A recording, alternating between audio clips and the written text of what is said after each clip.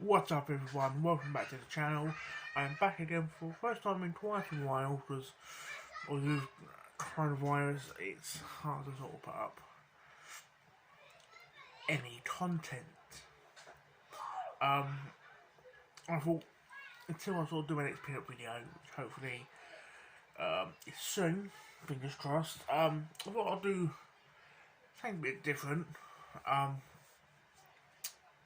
talk about obviously people I've seen obviously on YouTube channels you see like hidden gems for like a certain system. And I thought I liked that sort of thing, but I thought people do hidden gems for systems, right? But there should be a hidden gem in their collection, which not a lot of people talk about or know about, and because I haven't done a video on that system, you won't know. So I thought I'd do three hidden gems in my collection. And obviously, if this goes well, I'll probably do more in the future. One of these I've seen only twice in other videos, which personally needs more attention. Two of these are in genres which I think they got buried by other games. Not saying these are bad, but I think these are fantastic games, but because of whatever reason, they're buried. So first hidden gem in my collection is a game that I specifically wanted for my collection and specifically boxed, and that is Body Harvest. Now, Body Harvest, it's been a while since I had played this. It's been a while.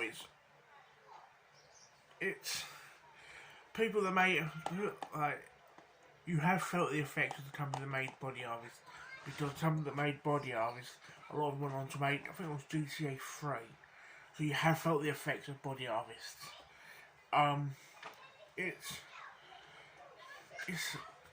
similar to from what I remember, it's similar to Earth Defense something game, where you face off like big bugs and things like that. That's what I remember. Aliens and things like that. It's the reason I wanted this in my collection was because it's one of the last games I remember playing with the N64. It was released reasonably early in the life cycle, but I played it reasonably late in the life cycle. So for me, it's like a lot of memories of this game.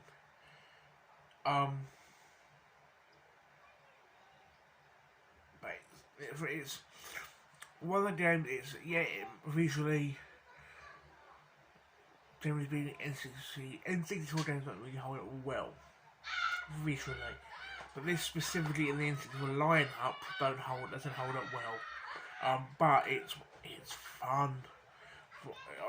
Obviously, I played a little briefly of it when I got it. Obviously, I had to. But it was someone else saved on the cartridge, so it was like, oh, confused. So it's one of them I want to sit down and sort of start from again and sort of complete. But it's clearly outdated because it's at the back. It says 2016 AD. Earth is dead. For the 4 years, it's still alive, mate. Five vast levels of action-packed adventure span more than a century. Released 1916, Java 1941, America 1966, Siberia 1991, and Alien Comet 2016. So it's not just one area, it's multiple, which is quite fun. But if you've got an N64 collection, personally, I think it's definitely a game that needs attention. Next game I think is next hidden gem in my collection is about generally speaking, rule of thumb, I am not a big fan of walking simulators. But this one I picked up. I picked it up fairly cheap at the time. I was like, okay, but the sort of picture on the back intrigues me, if you will. So I started playing it. And thanks to a mate of mine, I actually got the platinum. But it's got a sort of uncomfortable feeling about it based on the events, and that is the Town of the Night. Now, the reason I think this is a hidden gem / underrated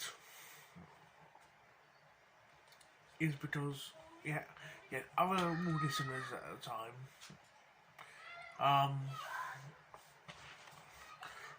like Vanisher, I think with Ethan Carr, something like that. Journey, I think it's called Journey. There's other walking simulators that sort of got mainstream popularity, but for some reason this didn't. It's obviously it's relatively new. Yeah, so around 2017-ish it came out. So it's not exactly an old title. I think because it's THQ Nordic might not have helped. Because a lot of people see that beat, I'll think I'm pretty shit game. But it's not, it's based on events, which is quite nice in mine. They were impacted, but also difficult to look at them. We're like, they're customers. So includes six real location photos. Oh bloody hell. So these are basically the location you are in. You mainly are in.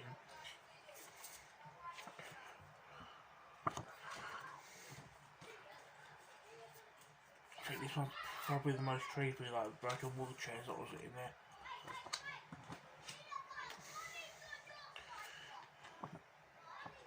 It's space. I think for me this is evidence. I think this is perfect evidence of a good game getting buried by either games,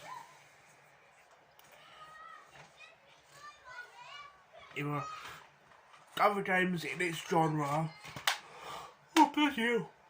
Other games in its genre burying it, or get more mainstream publicity so you forget about games like this, or just other games around that time probably buried it, or put it a lot of publicity.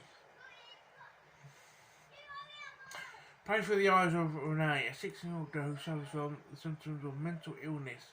She is researching for answers to many questions from her past while exploring the place where she spent most of her youth.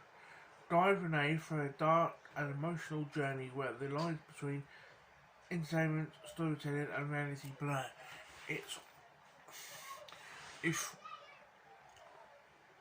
you love walking simulators, you'll enjoy this. If you love easy platinums, you can enjoy this. If you enjoy it may sound sort of a negative thing for this game, but it's not. And it comes across basic, but it's more necessarily it's easy to follow story. It's worth getting. It's personally, I think in my eyes, not many games that are criminally underrated. This is one of them. So, yeah. And the last time I showed you what I think is underrated is I picked this up but a year and a half ago, give or take. I've never heard of this series, so to me it's underrated. Some people think, how the fuck you heard of that? But it's Arcane Heart 3. I think the reason why the fuck am I so tired? The reason I've never heard of this, I think it was the hardcore fighters probably know this, the hardcore fighter game fans. I mean, someone like myself, we've probably heard of, say, like Street Fighter, Mortal Kombat, the Killer Instinct games, Soul Calibur. It's games like this we don't really see. But I played a little bit of it just before I recorded. Let's still refresh my mind what it's like. From what I can gather, it's if they put an RPG story in a fighting game, which looks similar to like an old Street Fighter.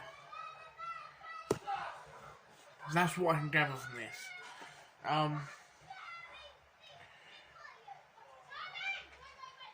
But I think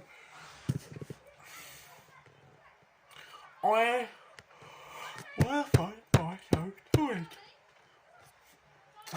It's not for me. I don't pick up a lot of fighting games. This is probably I'll double check my collection now. Other than wrestling games, probably the only fighting game I actually own.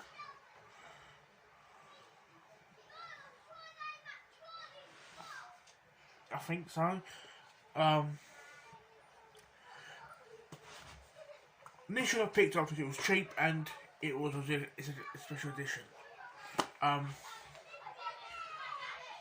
But it's for someone who's not heavily into the fighting game world. It's actually a fun game.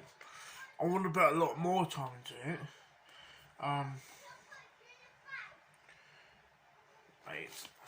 If we see some screenshots, but I want to put more time into it. But like I said on the back, I think you saw it. This ain't no Sweet Fighter. So I'm taking a jab at Street Fighter. Swords and guns and ass kicking guns. That's what little girls are made of. Things like that I like.